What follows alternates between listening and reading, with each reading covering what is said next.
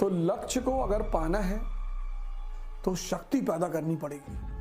चेहरा चमकाना है, बाल बड़े बड़े करने हैं, और खाना है गुटखा। कॉन्फिडेंस मोटिवेशन से नहीं पैदा होता बाबूजी, कॉन्फिडेंस पैदा होता है शक्ति से। शक्ति से कॉन्फिडेंस पैदा होती है। जंगल में देखो गैंडा टहल रहा, हाथी टहल रहा, शेर टहल रहा, कोई डर नहीं, शक्ति है। छोटे छोटे परिवर्तन करो अपने जीवन में, करो, उठो। अब इस देश को, इस दुनिया को तुम्हारी जरूरत है। वॉच करो अपने आप को कि तुम्हारा टाइम जा कहां रहा है।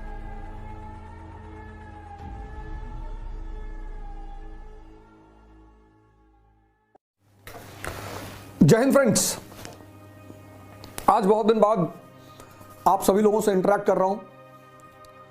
वैसे तो भारत का आकाश लाखों सितारों से भरा पड़ा है। किसी एक पर बोलने का मतलब दूसरे के साथ नाइंसाफी। लेकिन कुछ लोग ऐसे होते हैं जो किसी समय काल में बहुत प्रासंगिक होते हैं और उस समय उनको याद करना बहुत जरूरी हो जाता है। आज का भारत, चुनौती से जूझता हुआ भारत, और आज के इस भारत में कुछ लोग हैं जो भारत के लिए एक आशादीप है, और उनमें से एक है हमारे स्वामी विवेकानंद। थोड़ा सा मैं आपसे इंटरेक्ट करूंगा और कुछ मुझे घोषणाएं करनी थी, तो मैं सोचा आज का बहुत अच्छा समय है आपसे इंटरेक्ट करने का। उत्तिष्ठत जागृत प्राप्य वरा निबोधता, arise awake and stop not till the goal is reached. Swami Vivekananda. मैं बार बार इस बात को कहता हूं कि मैं बहुत सौभाग्यशाली हूं कि भारत में जन्म हुआ। इसलिए सौभाग्यशाली हूं क्योंकि भारत वो देश है, ज्ञान का देश, इंसान को भगवान बनाने का देश। द्विज, सिद्धार्थ, बुद्ध, वर्तमान महावीर, नरेंद्र, स्वामी विवेकानंद। ये परिवर्तन, ये आज के युवाओं में एक अजीब सा भटकाव है, परेशानी है, डिप्रेशन है, एक अजीब सी स्थिति है इस देश की युवाओं की। आपको कुछ नहीं करना, बस इन 3 शब्दों का मतलब आप समझ लो। स्वामी, सबको आनंद चाहिए, तो उस आनंद का सोर्स क्या है, स्रोत? स्वामी किसका? इंद्रियों का। दमन नहीं, आज तो वैसे भी संभव नहीं है। पूंजीवाद, कैपिटलिज्म ने पूरी दुनिया को खोल कर रख दिया है। अब तो आप भाग ही नहीं सकते। अब आप सिर्फ जाग सकते हैं या मिट सकते हैं, भाग तो सकते ही नहीं। आज का जो समय है वो विवेकानंद का समय है। इस देश के युवाओं को फिर से विवेकानंद को आत्मसात करना पड़ेगा, साधना करनी पड़ेगी स्वामी बनने के लिए। विवेक को पैदा करना पड़ेगा, विवेक, विजडम, स्टेटस।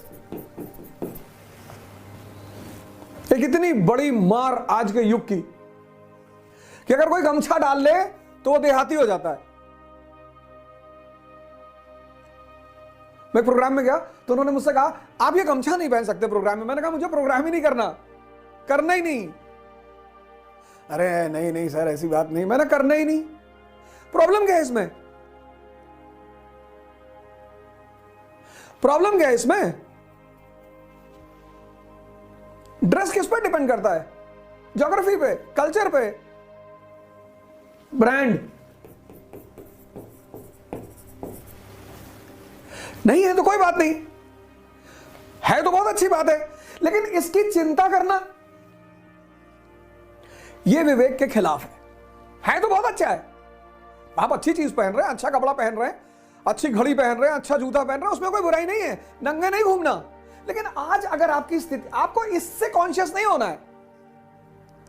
विवेक मतलब कि आपकी बुद्धि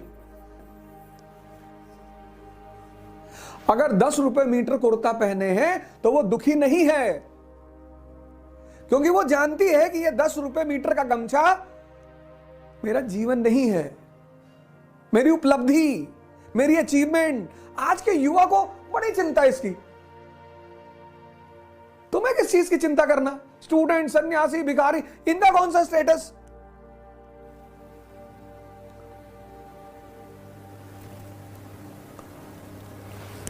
दूसरी चीज, टाइम।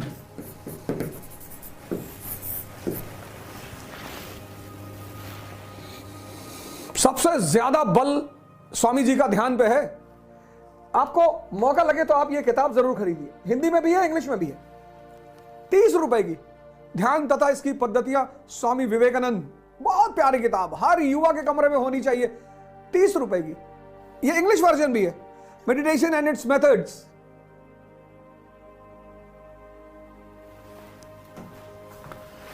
लाइन सुनिए, लाइन क्या लिखते हैं स्वामी जी। ध्यान क्या है? शुरू होता है ध्यान क्या है, चैप्टर यहीं से शुरू हो रहा है। ध्यान क्या है? Question mark. ध्यान वह बल है, बल। What is meditation?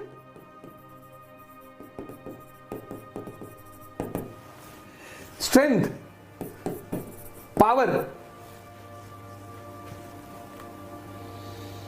आज का युवा, उसको पता नहीं चल रहा है कि वो अपना टाइम किसको दे रहा है।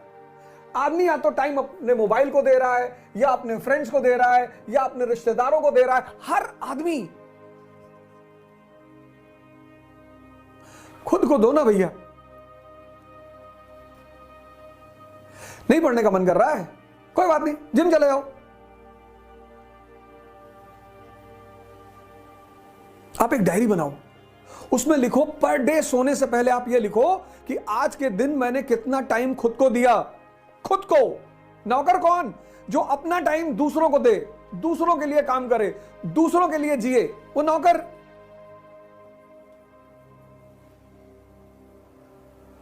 खुद को दो। 2 घंटे से कम जो अपने को टाइम दे रहा है, उसको नौकर होना ही है। और 10 घंटा जो जीवन प्रतिदिन खुद को दे रहा है, वो इतनी असीम अपने को देना है, अपने को। ध्यान वह बल है जो हमें इस सब का प्रतिरोध करने का सामर्थ्य देता है। इस सब प्रकृति के प्रति हमारी दास्ता। प्रकृति हमसे कह सकती है, देखो वहां एक सुंदर वस्तु है। ध्यान बल है। फिर एक पेज है 35, अपने जीवन का अनुसंधान करो, इंट्रोस्पेक्शन। सबको सबकी चिंता है, हिंदू को मुसलमानों की, मुसलमानों को हिंदुओं की, दलितों को ब्राह्मण की, ब्राह्मणों की, सबको सबकी चिंता है। आज किसी को अपनी चिंता नहीं है। पेज नंबर 35, अपने जीवन का अनुसंधान, इंट्रोस्पेक्शन। मन का संयम करो, मन को जीतो। ये स्वामी विवेकानंद, और ये पीछे फ्लेम, आत्मदीपो भव। जिसके पास विवेक है वो अपने समय को जाने नहीं देगा, स्टेटस की चिंता नहीं करेगा। स्टूडेंट, सन्यासी, भिखारी, उसका कौन सा स्टेटस? टाइम को वेस्ट नहीं करेगा, नहीं करेगा। एक डायरी बनाएगा, और आप छोटा छोटा गोल बनाओ, 2 घंटे का गोल बनाओ, 3 घंटे का। छोटी छोटी सफलताएं बड़ी बड़ी सफलताओं का रास्ता तय करती हैं। 2 घंटे का गोल बनाओ, कोई दिक्कत नहीं। सुबह उठो, कहो आज मैं 2 घंटे पढ़ूंगा। तो जब तुम 2 घंटे का टारगेट पूरा कर लोगे, खुशी होगी मन में कि आज टारगेट पूरा हो गया। तुम पहले दिन बना लेते हो 10 घंटा पढ़ेंगे, पढ़ते हो 3 घंटे, और आज तुम्हारे हाथ में एक एटम बम है, मोबाइल। पढ़ाई से हल्का सा स्ट्रेस पैदा हुआ, तुमने मोबाइल ऑन कर दिया, उसने सारी शक्ति तुम्हारी पी ली। जहां विवेक है वहां समय का सदुपयोग है।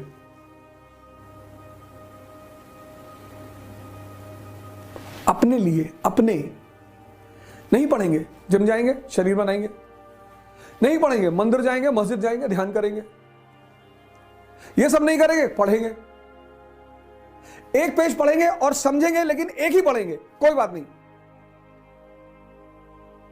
जहां विवेक है वहां तीसरी चीज क्या है? उद्देश्य है, गोल।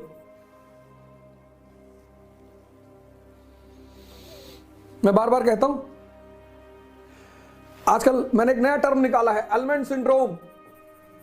आज का युवा इससे बहुत पीड़ित है, एलमेंट सिंड्रोम से। Element oil, element shampoo, element साबुन, एलमेंट क्रीम, चेहरा चमकाना है, बाल बड़े बड़े करने हैं, और खाना है गुटखा। तुम्हारे गोल से जो चीज सीधे जुड़ी हुई है वो है तुम्हारा मन। तुम सुबह 4 बजे उठना चाहते हो, कौन उठाएगा? मन तुम्हारा। वही चाहेगा तो ही तुम उठोगे। तुम 6 घंटा पढ़ना चाहते हो, कौन पढ़ाएगा? तुम्हारा मन। और वही कमजोर है। तो तुम कहां पहुंचोगे अपने गोल तक? ये जाने ही नहीं देगा। लेकिन जहां बल बढ़ेगा शरीर का और मन का, गोल अपने आप सुनिश्चित होगा, उसकी टेंशन ही मत लो। शक्ति से कॉन्फिडेंस पैदा होती है। जंगल में देखो, गैंडा टहल रहा, हाथी टहल रहा, शेर टहल रहा है, कोई डर नहीं है, शक्ति है। कॉन्फिडेंस मोटिवेशन से नहीं पैदा होता बाबूजी, कॉन्फिडेंस पैदा होता है शक्ति से। तो कॉन्फिडेंस पैदा होता है शक्ति से, शक्ति पैदा होती है ध्यान और योग से, और शक्ति से सुनिश्चित होता है गोल। तो लक्ष्य को अगर पाना है तो शक्ति पैदा करनी पड़ेगी। तो एक विवेक क्या करेगा? तुम्हें गोल देगा और उस गोल को पाने के लिए शक्ति पर काम करने के लिए कहेगा। कैसे? संघर्ष, स्ट्रगल।